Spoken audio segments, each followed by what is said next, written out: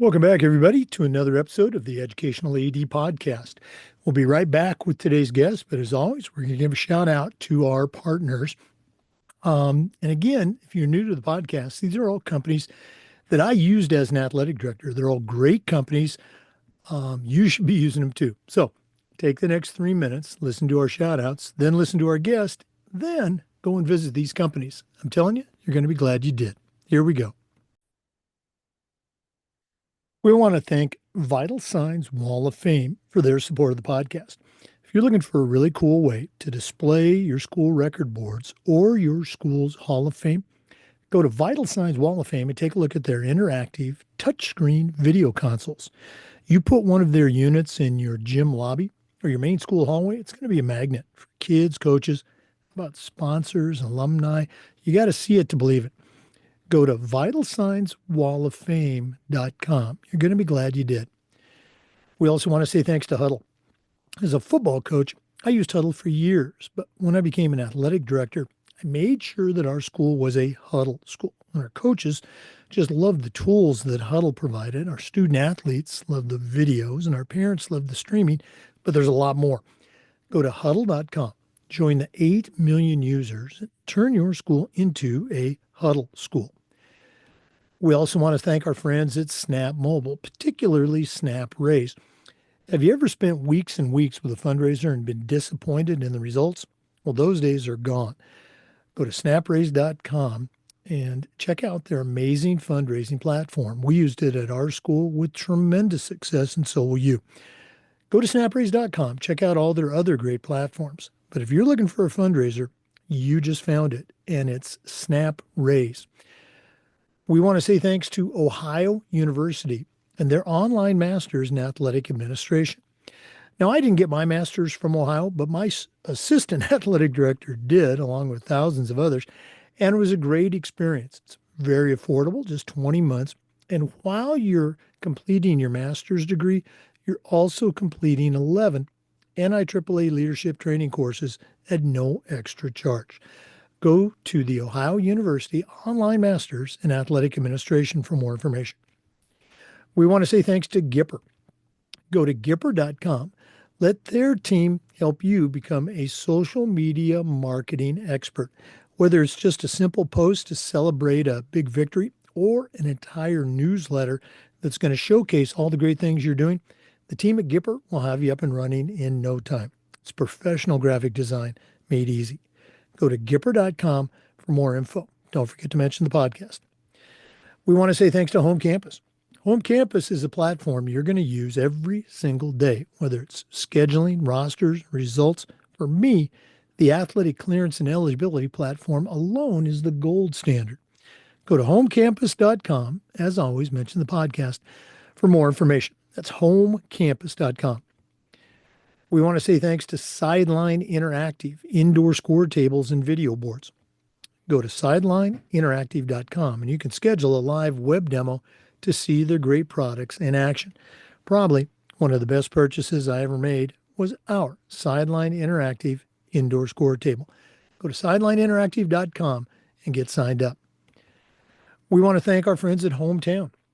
You know, Hometown is still the leading digital ticketing provider for schools and colleges, but they're changing the game with their suite of solutions for things like digital ticketing. Oh, yeah. How about fee-free fundraising, athletic website construction, and a whole lot more. Whether you're an athletic director, a head coach, or a school administrator, Hometown makes it easy for you and your school to save time, raise more money, and bring your entire community together.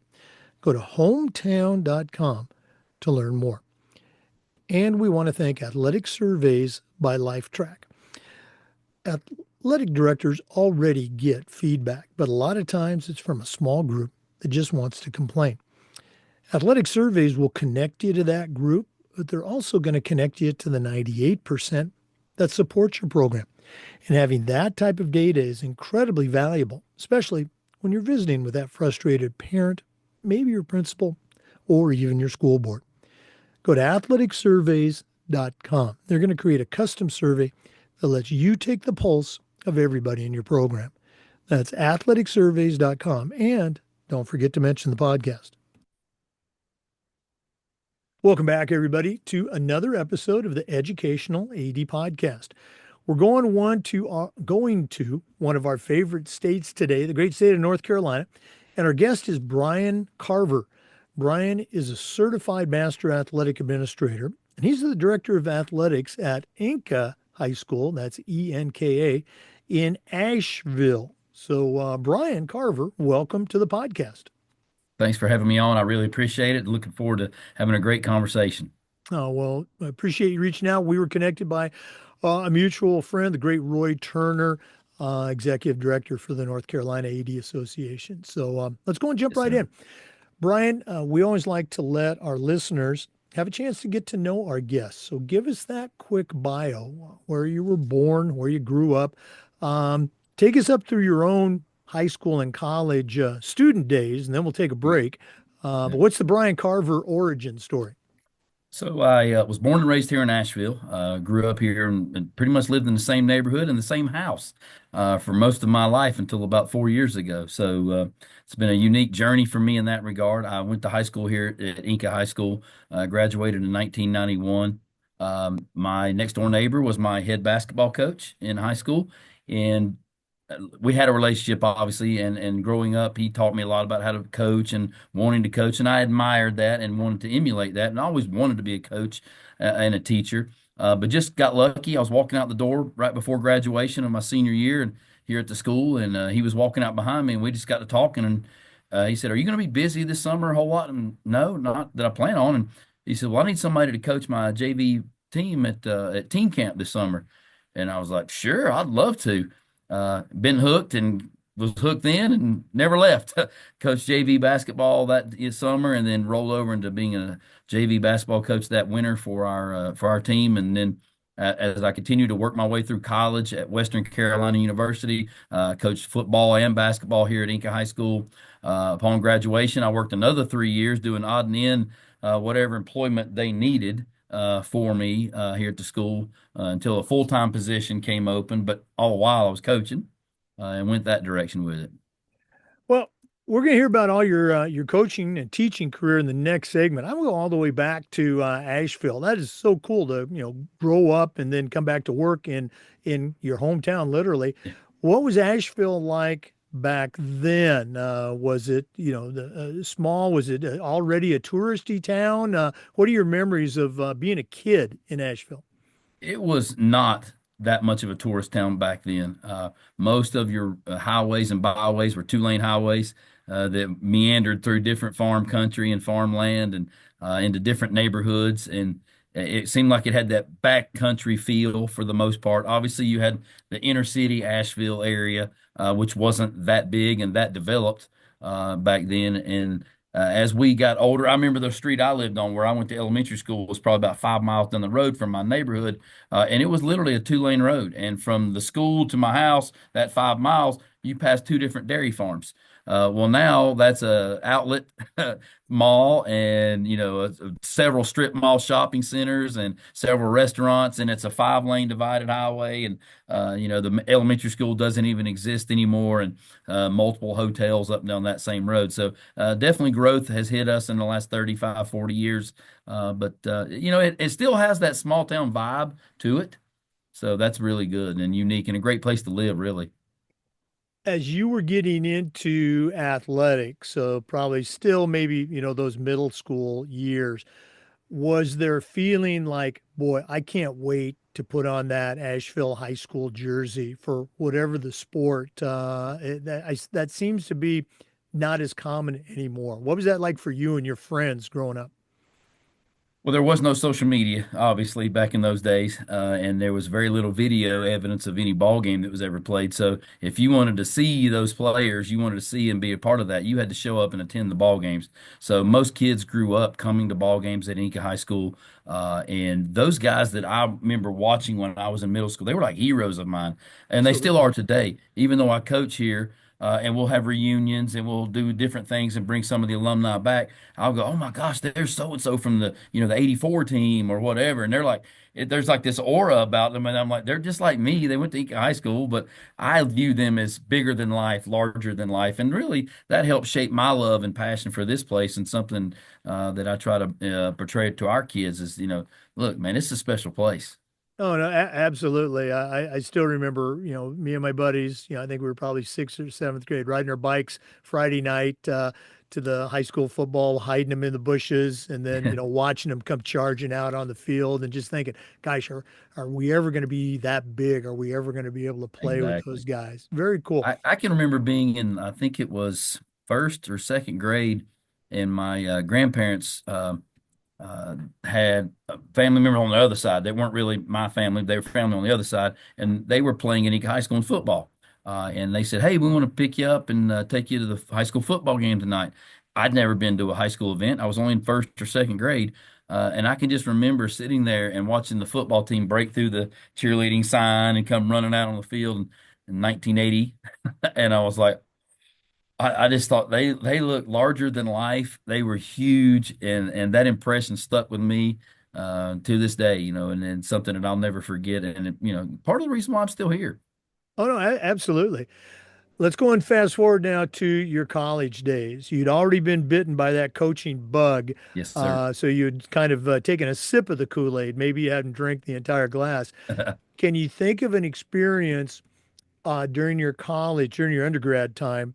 Um, Maybe it was playing, maybe it was coaching, but can you think of an experience that at the time it really didn't stick out, but now looking back, you can say, "Hey, that was a significant moment for me." Anything come to mind?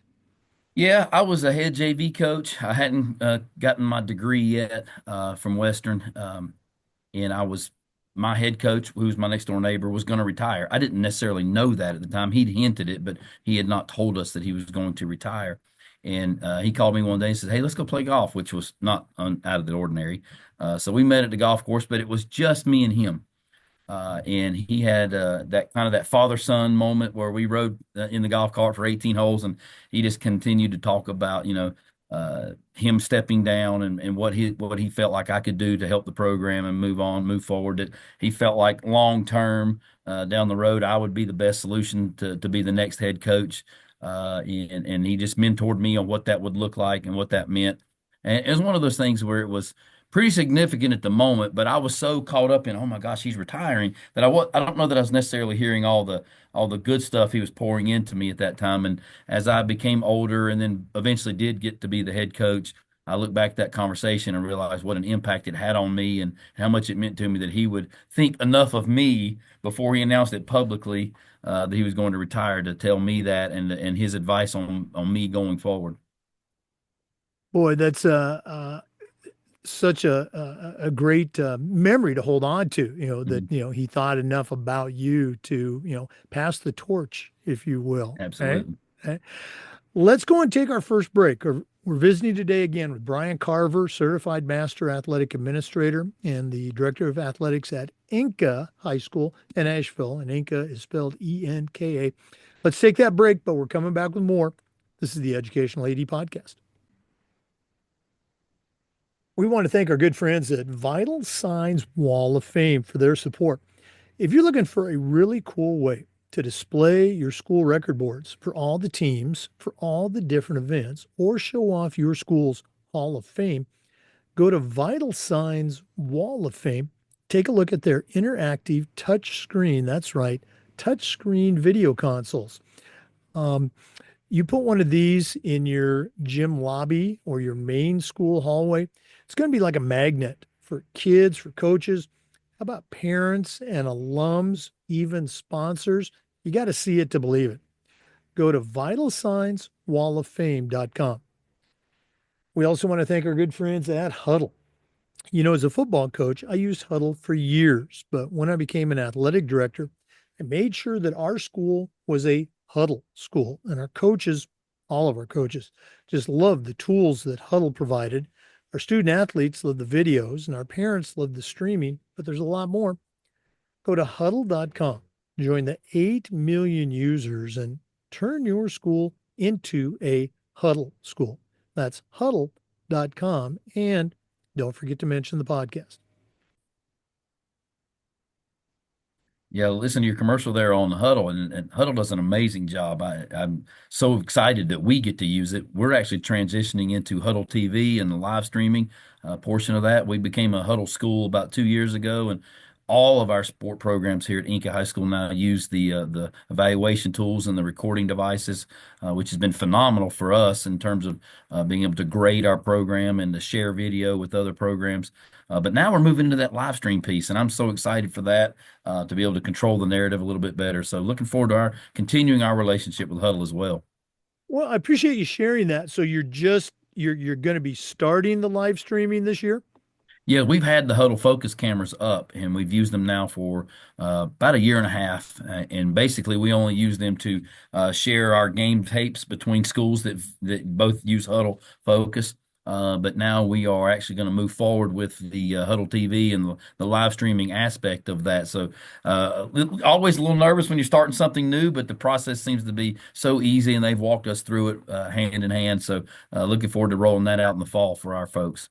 Well, that was going to be my next question. How has the Huddle team been in helping you set that up and getting ready to roll out? Obviously, we're going to have to check back with you and see how your Yeah. fans liked it, but how has that setup process gone? Really, I think I'm overthinking the process as an AD and administrator. I think that I'm trying to.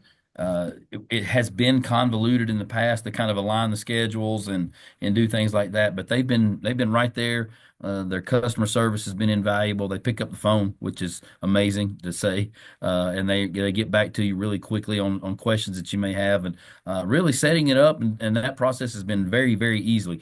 I'm not real sure yet on the technical side because we haven't live streamed our first broadcast on Huddle TV. We've got all the processes in place. We just got to kind of wait for next year to start rolling around and have some of those home events where we can use the live TV streaming.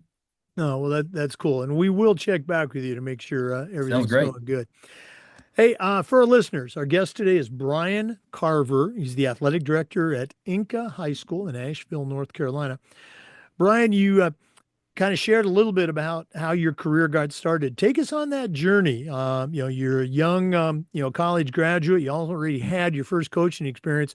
How did your path lead you back to the athletic director position at Inca High School? Uh, I could be here all day, but I'll try to give you the quick flyby version of this. So, as I mentioned in our last segment, that my head coach at the time, my mentor, was going to retire and step down. He had a longtime assistant coach that had every right to be the new head coach. So, I worked with that gentleman for 3 years, and that was another outstanding experience. And then he stepped down to go be an administrator, and I thought, well, I'll just be a shoe-in for the new head coach at Inca High School and never leave. And the school decided to go in a different direction and hired someone else. I ended up going to a rival high school, believe it or not, down the road, and worked for one of the legendary basketball coaches in the entire state of North Carolina. And that was a great learning experience for me. Spent 3 years there working under Coach Sizemore at that school, and taught me a lot about how to run things. And it gave me a different perspective because I'd only been at Inca throughout my coaching career. And then lo and behold, the head job came back open at Inca High School through a hook and crook and a lot of a lot of red tape. I eventually got back to Inca High School as the head coach. I was there for a year, and the AD's position came available. I tell this story kind of trying to be a little tongue in cheek, but I was only at that time 30 years old, had no real intentions of being the AD when I was 30. Felt like that was something that I would be interested in as I finished my career. But I just walked by one day, happened to walk by the principal's office, and he was mulling over the candidates for the AD's job, and he just didn't seem like he had the perfect fit for what he felt like he wanted. So I just had a conversation with him, and next thing you know, a week later, I'm being named the athletic director as at 30 years old, and been there ever since. And it's been a journey in of itself, really, truthfully. Well, I've heard a few stories that are similar to that. As it was all coming together, what were some of your thoughts? Daryl Nance out of South Carolina, he always says that many of us become ADs because we weren't quick enough to duck when the superintendent threw the That's a keys great at us. response. Was was there any of that? Oh my goodness, or was there? Hey, I I can think do this. uh, our situation wasn't great. It wasn't terrible, but it wasn't great at the moment. We'd been several months without an AD, and how they say, the rats were running the ship on some level. Everybody kind of didn't have any idea about what was going on. So initially coming on board, I was like, oh my God, I was overwhelmed by just like, I think the weight of the position and what it meant, less the responsibilities that I had to go take care of. I knew that I had to fix the budget and order this and order that and mow this and mow. Those things are, you get that when you take the job, but the weight of the position and what it meant and how much responsibility and how many other people were counting on me to make those decisions kind of hit me at first. I felt like I had a good idea on what I was supposed to be doing, but looking back now, 23 years later, I kind of go, I had no clue.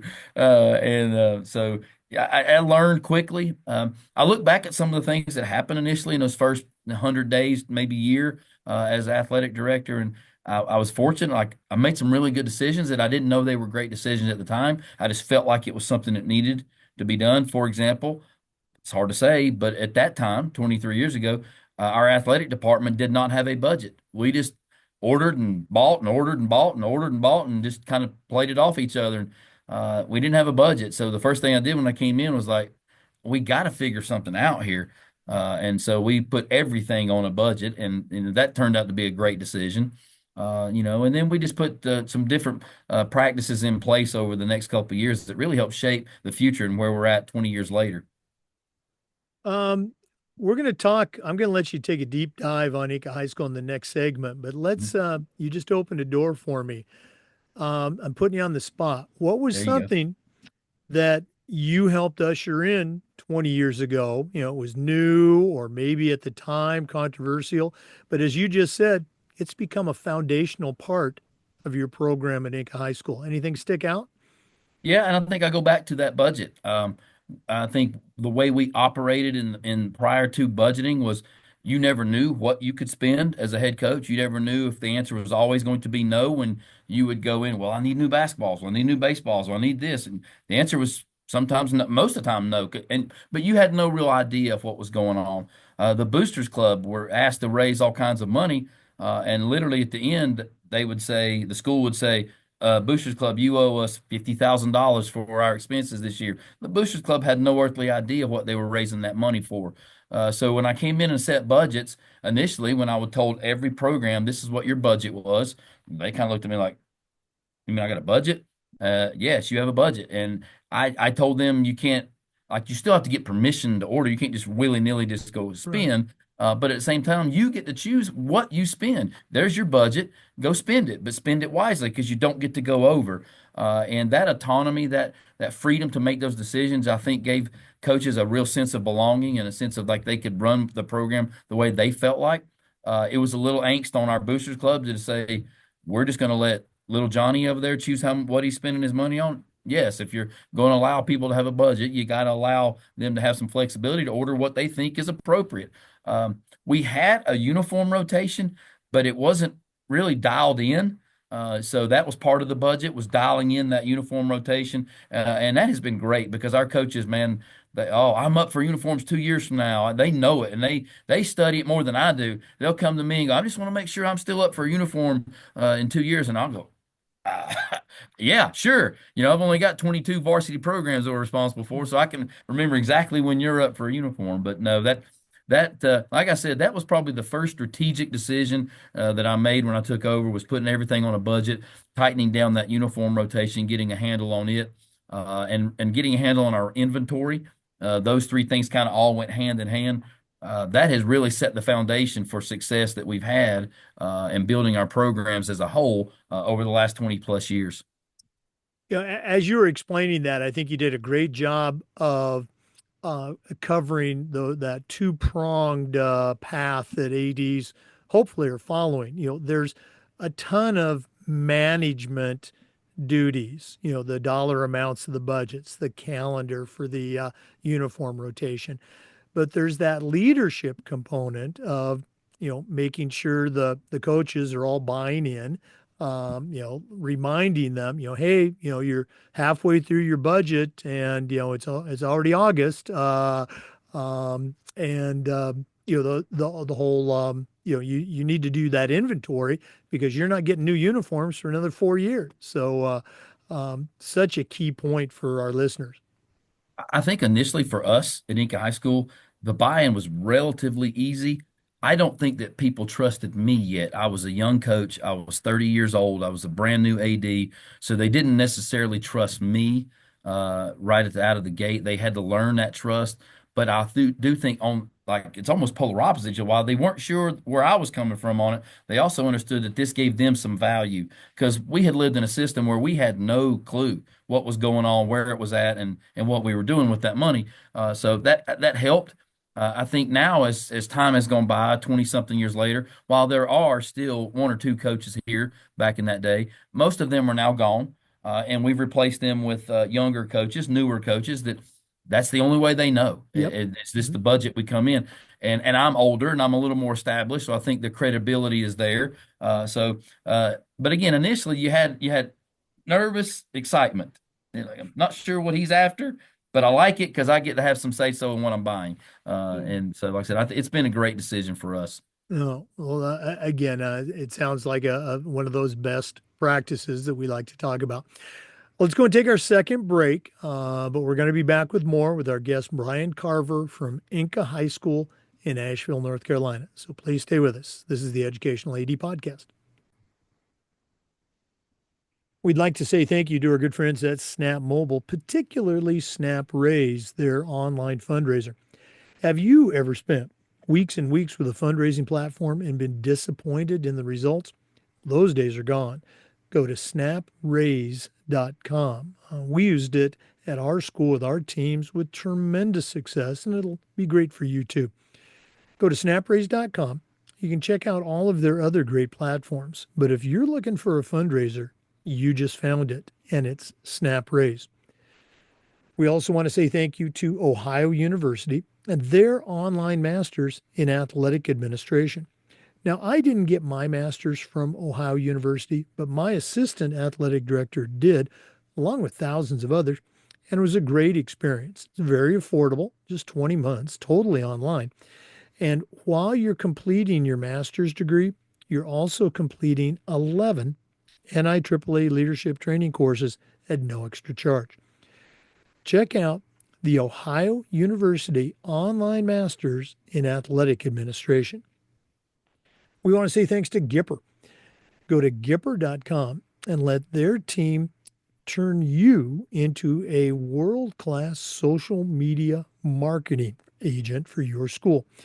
Whether it's a simple social media post to celebrate a big win or an entire newsletter using one of their easy to use templates that you can brand with your logo, your colors, you really have to see it to believe it. The team at Gipper will have you up and running in no time. It's professional graphic design made easy.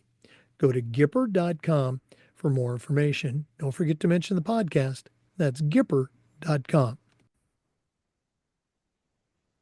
Yeah, we're a Snap Mobile school ourselves, and we love it. We can't thank them enough for the work that they do. It is so turnkey, so easy for us.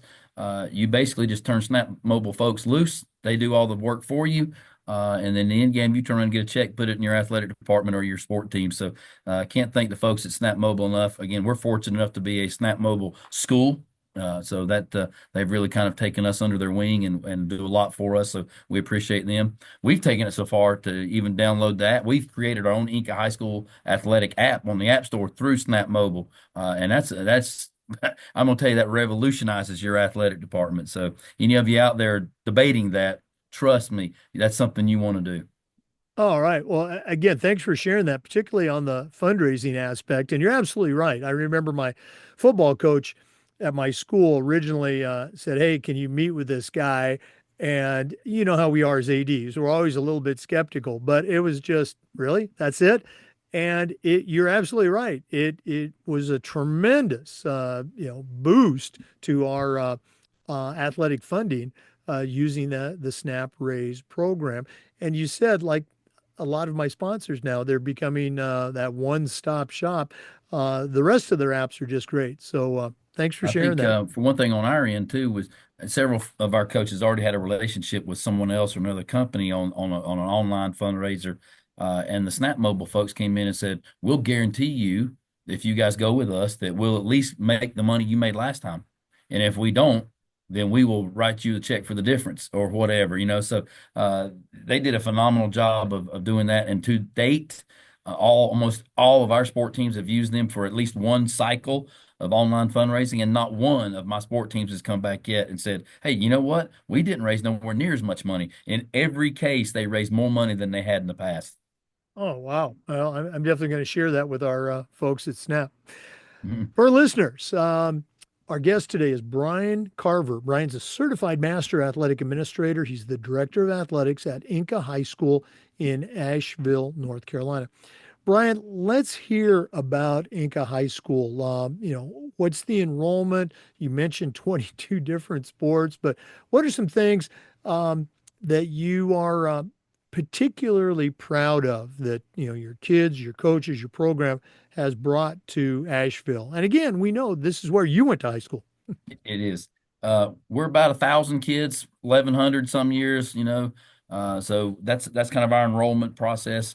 Uh, we're not an inner city school by any stretch of the imagination. So really, Asheville's not a huge city to begin with, but we sit about 20, 25 minutes outside of the city itself. So we still got quite a few farms in our community, and a lot of that type of tough-minded, hard-working community people that believe in that community spirit. It has that small town feel, even though we're, seven red lights from downtown Asheville. So it's really been great.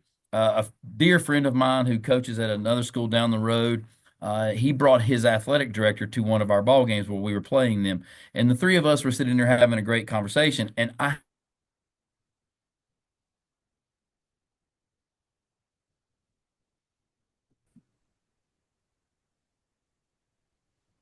yeah, like I said, this person that is a dear friend of mine leaned over to their athletic director and said, "I'm gonna show you the difference between Enka High School and our school." And he said, "You see that volleyball game going on down there, and there's 15 girls on the team. I went to school with all 15 of their parents, and all 15 sets of parents are sitting over in the stands watching this game. You don't get that at most schools. Second and third and fourth generation high school students, where their grandparents, their great grandparents went to school here, and that's Inca High School. And for that, we're very proud of that community feel. They'll get on you some, but at the same token, I say this statement all the time: we're not all blood, but we are family. And we believe in each other and we support each other, quite literally support each other. Most of the world knows that we had Hurricane Helene come through in the fall and pretty much wipe out Asheville and the surrounding areas and a lot of schools and a lot of situations. And it's it was great to see our community come together the way it did.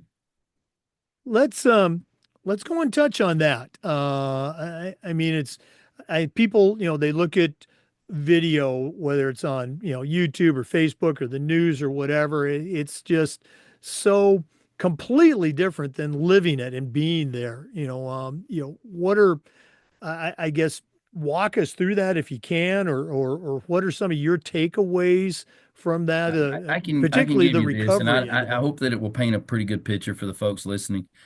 I live on the top of a mountain, and you got to drive about a mile and plus from the main road up the mountain to get to my house. And when the hurricane hit and all the stuff happened, we were in the house and kind of like just taking shelter and make sure nothing bad is going to happen to you in there. When it's all said and done, you come out and you're thinking, okay, my house is still here. We're good. I had a few trees across the driveway. I couldn't leave the house for, 2 days while I cut down no power anywhere. But as we finally got some trees cut out and we were able to get down the road, it was like that everywhere, just a tree or two here or there. I tell you that because on the other side of the mountain, as the crow flies, probably a mile on the other side of the mountain, in a neighboring neighborhood, complete devastation. When I say complete devastation, like there were no roads left the flooding and the landslides took the roads out. The National Guard came in and camped out in the field right below my house. They had to have it looked like a military war zone with the helicopters flying in and out for weeks, trying to rescue people that were stuck up in trees on the side of a mountain where there was literally no roads left, no houses. A neighboring community down the road, probably, I don't know, 30 minutes down the road from us, I think they told me they lost of their 13 plus houses, homes in their community, 1,300, they lost 900 and something of those houses. And that's just, I mean, complete devastation. Um, but you go down the road a half a mile and there's literally nothing. So it was hit or miss, and that's tough. Everyone wasn't affected the same way. So, it's certainly something we're all pulling together, trying to help each other. But man, you feel so fortunate and so guilty, all in the same breath because of everything that you see, the devastation going on around you. Now, I'm assuming your sports seasons were interrupted. What was it like at that first athletic contest where you resumed? I know they'd love to talk about the new normal, but when they picked up, where things had been cut off, how was that like? That was great to see too. It had a I don't know what the word I'm looking for, but the competitiveness between you and the other team was obviously there. You want to win a game, but at the same token, the brotherhood of, hey, we're all out here together and high fiving each other, and thank God we're here, and like, hey, I love you. You scored on me. That's great. Woo! That it was just a different vibe for a couple of weeks while we kind of got used to playing and being back together and doing those things. And that was in of itself. I think initially, as administrators and people trying to organize that. Everybody's like, oh, we can't get back together and play sports. There's too many people that don't even have a house or don't even have a place to go back to. And here we are trying to worry about playing sports. That was one of the best things we did for a healing process and getting people back to normal and somewhat of a normal routine and a normal life. And, so I think in end game, it helped the healing process to have that. For us specifically at Enka High School, it was devastating, and hate to use that word because when you're talking about somebody not having a home and losing their life and losing family members, that's a whole nother aspect. But Right. for us, I think every AD out there knows you make all of your money financially for the year in football season. And we had 5 home football games scheduled, which we were going to make our money in those 5 home football games. 4 of the 5 were scheduled after the hurricane, and we lost. We got to play 2 of them, but we weren't allowed to take up gate. It was free entry for anybody that wanted to come. Sure. So Inca High School, we got zero income for football season, and we're trying to run a full athletic department off zero. So it's not been the easiest thing in the world for us to do. But again, our town, our community, our school, we're resilient. We're going to fight our way out of it, and we'll figure out a way to fix it. Oh, yeah, absolutely. Brian, we're going to do this at the end of the podcast, but if one of our listeners wanted to reach out, pick your brain a little bit about how you do things at Inca, or just add you to their network, what's the best way that they can get a hold of Brian Carver? They can certainly email me at Brian, Brian dot Carver, Carver, at bcsemail.org, as in boy color Sam email. You can email me. You can certainly look me up on LinkedIn. I'm Coach Carver on LinkedIn. I'm on Instagram as Coach Carver 33. So all of those platforms are easily. I'm on Twitter, Coach Carver 33 X, what used to be formerly known as Twitter. And I spend a lot of time on Twitter, going back and forth with coaches and try to create a network and a genre out there of leadership stuff. So I'm on Twitter quite a bit, on LinkedIn quite a bit, but those things are really the easiest way to get in touch with me. It's up to you, but I don't care. I leave my cell phone number if they want to reach out Sure. and text me. So it's 828-775-3268. Feel free to contact me, text me, and be glad to reach out and help any of you guys that I can, and certainly look forward to hearing from some of you. And listeners, Brian has his own podcast that he's, retooling and going to bring back. What's the name of the podcast? That's why I'm retooling it. It was initially called Elevation Basketball Podcast, and it was all about leadership and basketball coaches and basketball people that I felt like could help basketball coaches become better at their craft. We had about 40 episodes. And then I just felt like, not that we were stagnant, but we were only reaching a small market, just primarily going for basketball coaches, because that's what I am. So I've paused it. It's probably been a year since we've done an episode, but I'm looking forward to revamping it. It will just be Elevation Leadership. And that's not out yet, but it will be in the fall. And I'm going to be reaching out to people like you who are leadership oriented and trying to see if I can pick some people's brains and figure out how to become a better leader.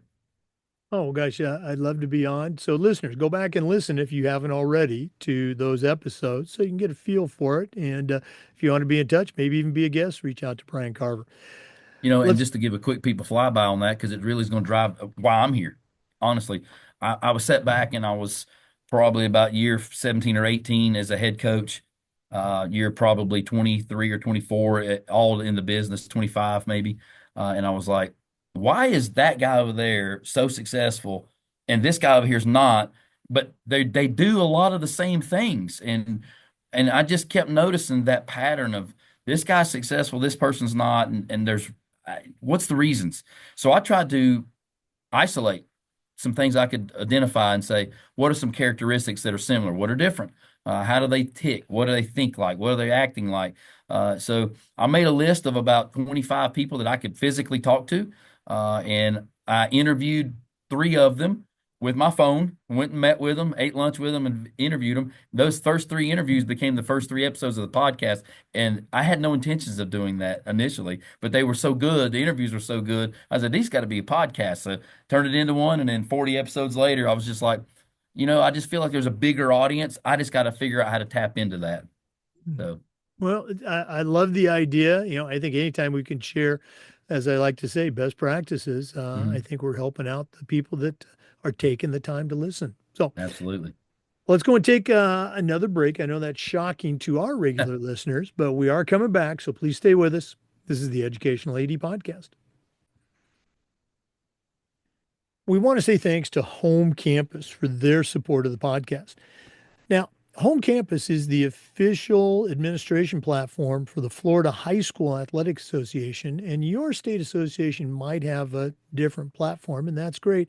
But you can use the features on Home Campus at your school. Just reach out to homecampus.com.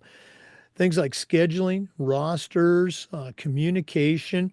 For me, their athletic eligibility and clearance platform alone is the gold standard. You really need to check it out. To find out all the great things that Home Campus can do for you and your school, just go to homecampus.com. Don't forget to mention the podcast. That's homecampus.com. We also want to thank Sideline Interactive, indoor score tables and video boards. Go to sidelineinteractive.com. You can schedule a live web demo and see their products in action. Probably one of the best purchases I ever made was our Sideline Interactive indoor score table.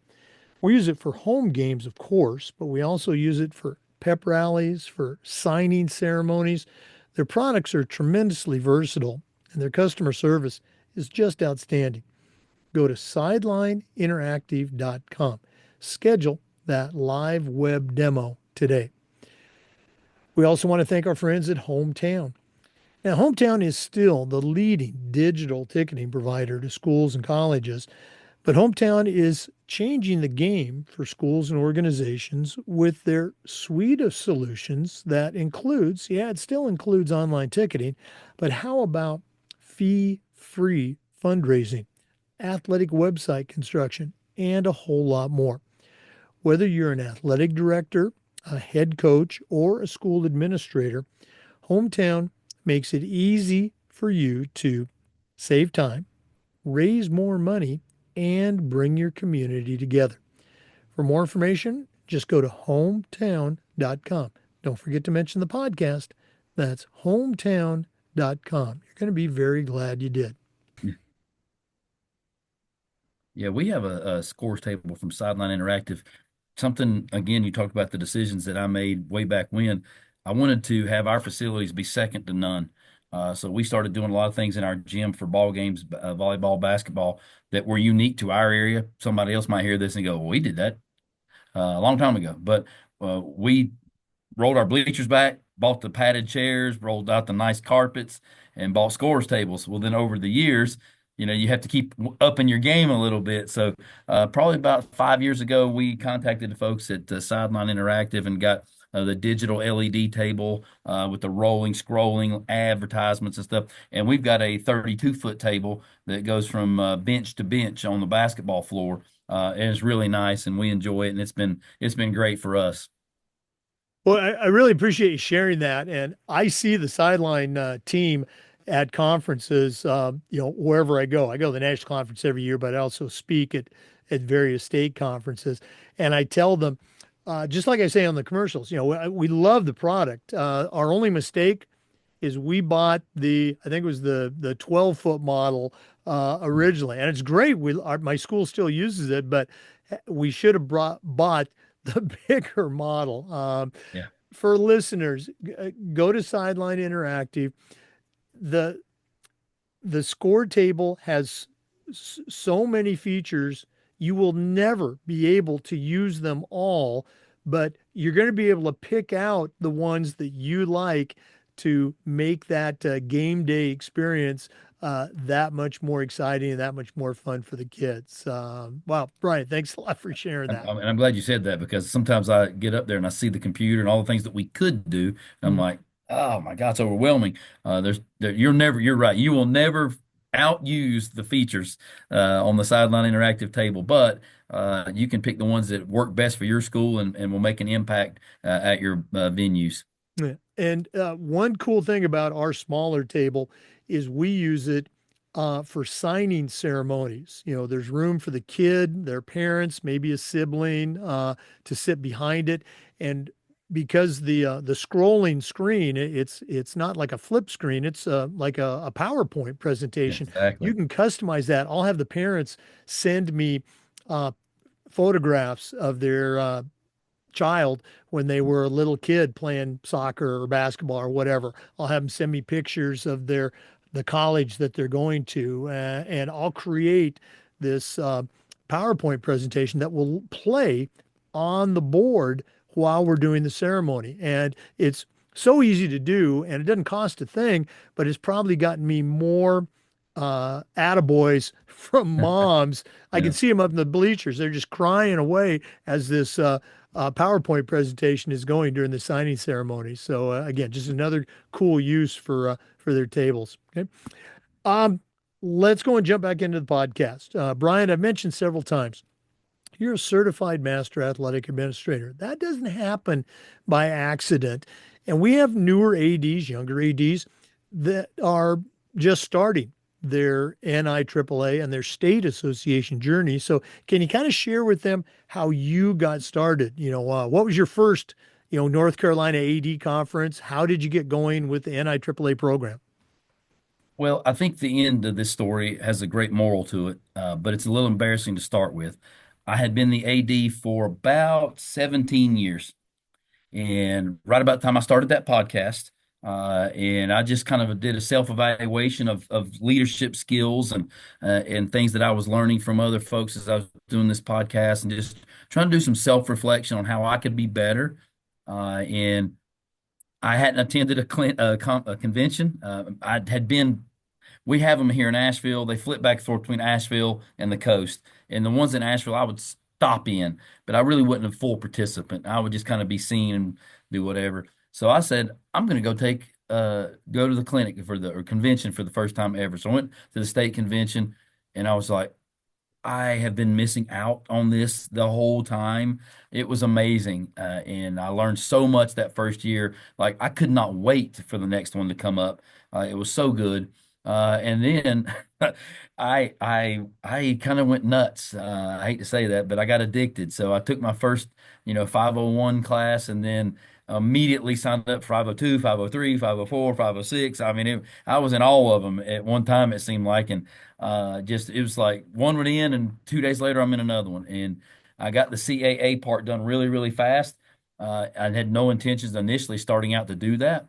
And then I did it just because every time I would take a class, I would learn so much about things that we could do better. I could do better, that I could be a better leader and a better administrator for my school. And again, even at that time, I really had no desire to go back and do my CMA because nobody around here hardly had one. I am only the second person in Western North Carolina to ever get it. David Ball, who is ironically my county athletic director, is the first. And he had talked about that. And of course, you see the literature; it's got his name on it and things of that nature. And I'm like, yeah, yeah, yeah, whatever, David. I don't have time for that. That is the biggest thing to overcome is that whole thing of I don't have time. I think if you're going to be a leader, you've got to make time to make yourself better before you got to lead yourself before you can lead others. And so leading myself to a better path, I'm so much better of a leader right now than I was 7, 8 years ago, 5 years ago, even. And ironically, I was so overwhelmed. Like I was sitting there going, "Oh my God, the CMA process, the project, and and I don't know. The CMA is actually better than the CAA from this regard. One, most of the classes there are electives, so you get to take the classes you want to take versus the ones they tell you got to take. And then number two, that project seems initially daunting, really, but I had a blast putting that project together, and it really you talk about self-evaluation and reflection on what I had done over the previous 4 years and things of that nature. And it was like it came full circle, and I'm still addicted to it. You guys can't see it over here to my right. I have a bookshelf that is literally stacked full of, John Maxwell, John Gordon, you name it. I've got books. I've even got your book sitting right here, and you can see I've got little sticky notes stuck to it where I'm taking notes. I'll get it up the screen here. So this is a great little tool to keep by your desk. Go, hey, how does someone else do what I did? And then you go through your book and learn some things there. So it's been a journey that I cannot put a price tag on, truthfully. Wow. So cool to hear that. Thanks for the shout out about the books, but um, very similar experience to me. Here in Florida, I'd been a head football coach and athletic director at a school for a number of years. And maybe I had heard about our state association, but it just wasn't even on my radar. And then I went to another school. They reached out to me just to become their athletic director. And to make a long story short, someone from our state association reached out to me, said, "Hey, you should come to the conference." And that first course, wow, this is just the coolest stuff. I took the rest of the required courses online. I flew to Dallas that year to take the CAA. That's how fired up I was. When I was at Dallas, one of the roundtable discussions, I got the idea for a project. I brought it back to my school and shared it with the student athletes, shared it with the coaches, and that became my CMAA project. Volunteered to serve on a committee, and that got me in certification. And so that one introduction really was the starting point for me. And so I'm right there with you. What Mm-hmm. I was. I wouldn't trade it. And I'm so proud of that CMAA distinction. People probably get sick and tired of seeing everything I put out now. Brian Carver, CMAA, because I'm just so proud of what it meant to get it. And it's a 4 year journey. Yes, it is. But at the same token, it's like 4 years of life experience that I gained that I don't know where I would be right now without it. And you mentioned that you got the inspiration for your project through a meeting and I think that's part of the process really is when you find that passion, that thing that you really like, the project becomes easy because you're just dealing with stuff that you really enjoy and that have struck a chord with you on the inside. And then for us, uh, it was about mental health, and we started a student athlete advisory committee. Unfortunately, it was born out of tragedy. I had two of my former players commit suicide. So while I'm doing my CAA stuff, I'm having to go to a funeral, and then obviously on the second one, I was preaching the eulogy, and I'm not even a preacher. They asked me to deliver the eulogy for a former player of mine, and I'm like, man, I have got to be better. There's my CMA project, becoming a better athlete, a better, excuse me, role model for our athletes. No, and I'm right there with you on the CMAA thing. Statistically speaking, I think it might even be a lower percentage, but for years we were saying that if you have a CMAA, you are, I guess, in a group that's only 4% of all athletic directors, high school and middle school, junior high across the country. So, that's a pretty elite group. So, It is. It kudos is. to you for having that CMAA. Brian, this has just been so cool getting to know you. I can't wait to come back to North Carolina. I presented at your state conference. I also presented at a number of schools for parent groups and coaches groups, but also hope to connect with you at the national conference. But we're not done yet. There we go. We always wrap up with the athletic director's toolbox. Now, thanks again. You shared the first and second editions of those books. That all of those tools they come from this next segment, the AD Toolbox. So we're going to take our final break, hear from Athletic Surveys who sponsor that segment. When we come back, I'm going to challenge you to send out a brand new AD on their very first job, but I'm only going to let you put three things in the toolbox. So let's take that break. And when we come back, we're going to see what Brian Carver puts in his new AD toolbox. We want to say thanks to Athletic Surveys for sponsoring the AD Toolbox segment. In my school, we use surveys for everything, for student athletes, for coaches, even parents and teachers. And here's the cool thing. The information that would come back was almost always over the top positive. We would also hear from those squeaky wheel parents and be able to address their concerns, usually keep them from turning into something big. But having that 98% approval data was incredibly valuable, especially when we were visiting with that frustrated parent, or sometimes your principal, or maybe even your school board.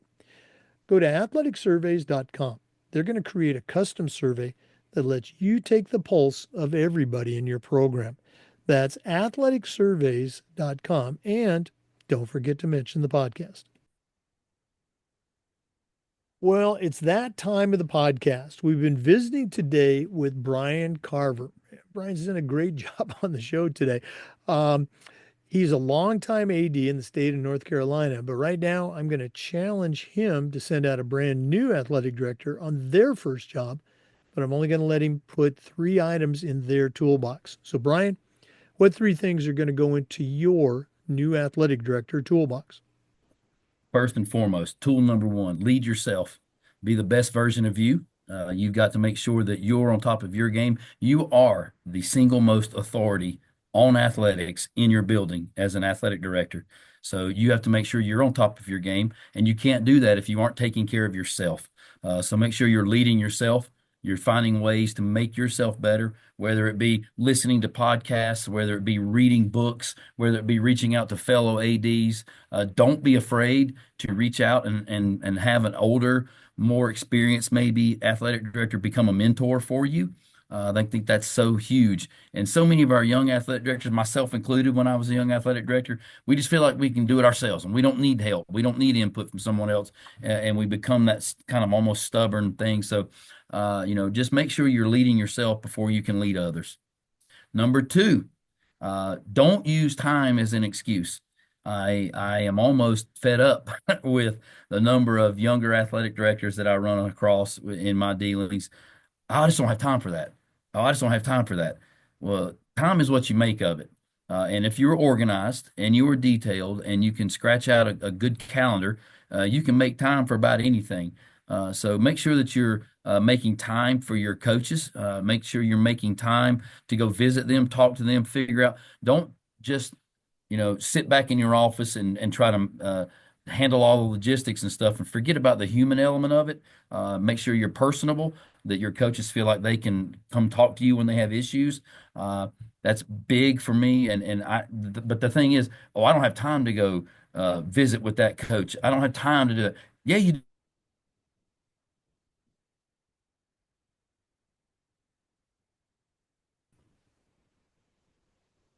And that last tool would just be there is to pour into your coaches. The idea of being a leader is not to just be a leader, but to make other leaders. So if your coaches are the leaders of their program, in essence, you've got to train them up on how to become the best versions of themselves.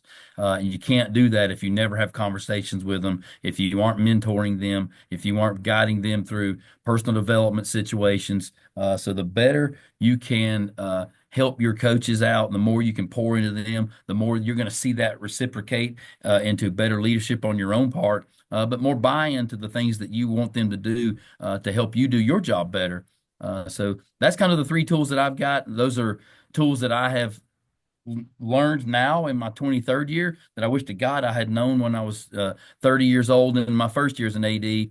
I worked very hard on the logistic piece, fixing the budget, fixing the uniform rotation. I think I neglected maybe the relationship piece and pouring into leaders and things of that nature. So that's my advice to any younger athletic director.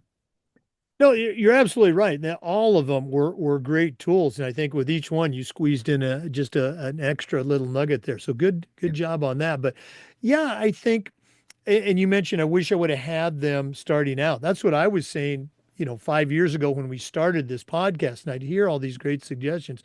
Boy, I wish I had this when I was starting out because we just don't have it, and that's where I think the toolbox has become effective. And appreciate you sharing. One more time, Brian, if one of our listeners wanted to reach out, pick your brain just a little bit more or add you to their network, what's the best way they can do that? Again, by email, brian.carver@bcsemail.org. Again, that is like boy color Sam email.org. Then you can also reach me on LinkedIn. I'm very tagged in on LinkedIn. It's just Coach Carver on LinkedIn. And then Instagram and Twitter, I'm Coach Carver 33 on both of them. Not sure why I chose 33 because I wasn't a Celtics fan growing up, but for some odd reason, Larry Bird stuck out to me. So, Coach Carver 33 with that. And then also, you can obviously reach me on my cell phone, 828-775-3268. Well, Brian, thanks again for sharing with our listeners today. All the best moving forward as we wrap up the school year. And as I said, definitely looking forward to connecting with you down the road. Well, I so appreciate you having me on. I've enjoyed talking with you. I hope I haven't rattled your ears too bad, but I do appreciate it. It's been fun and enjoyable, and I look forward to actually seeing the cast out there and seeing how it helps somebody else. Oh, absolutely. Okay. And we will. We're going to check back with you, find out how that huddle live streaming experience goes. Okay. Perfect. That sounds great. For our listeners, we want to say thanks to you and remind you that we upload the Zoom recordings of every interview to the Educational AD Podcast YouTube channel. We appreciate you tuning in. We do this just about every day, trying to share stories and best practices from the world of education-based athletics. So hopefully you'll come back and join us again on the next episode of the Educational AD Podcast. Have a great day.